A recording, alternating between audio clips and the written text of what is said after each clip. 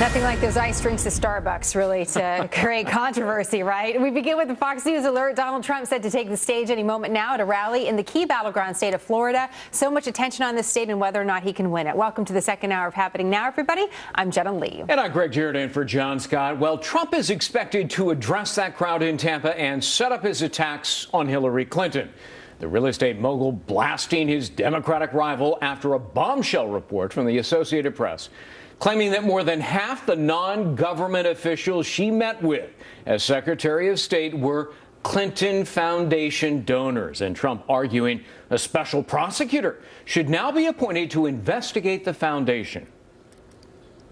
The scandal I speak of is the State Department's pay for play.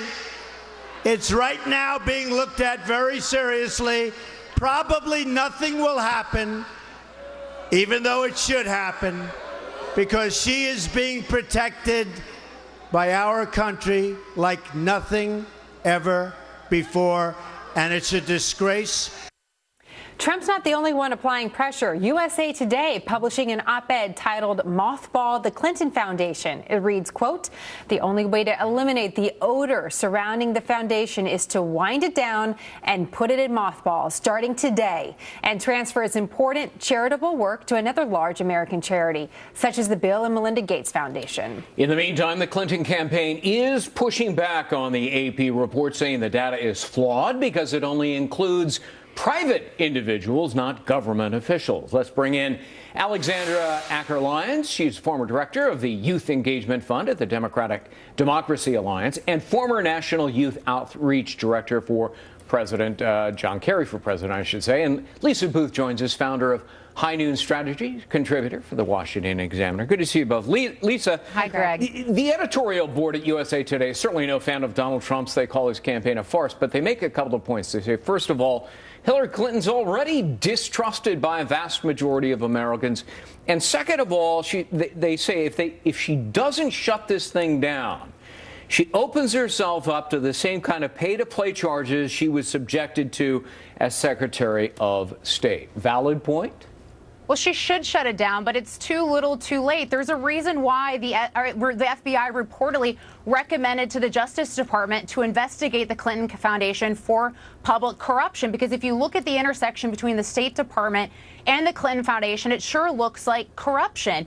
You look at the Associated Press report and the fact that 55% of the non-government individuals that she sat down with or held calls with were Clinton Foundation donors. You look at the International Business Times and the fact that they reported that arms sales to governments increased under her watch to the governments that donated to the Clinton Foundation. You look at the New York Times.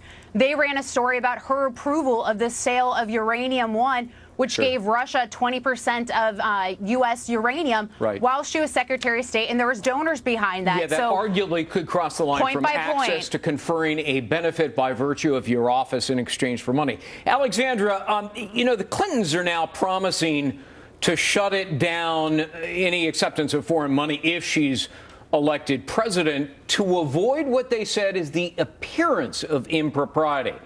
Well, if it appears improper as president, wasn't it improper as Secretary of State? How does her explanation make any sense at all?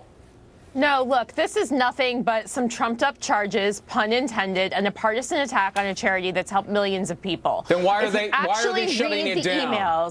If you read the emails, you'll see that there was no special treatment given to any donor. Requests were made for meetings. They were routed through the proper channels.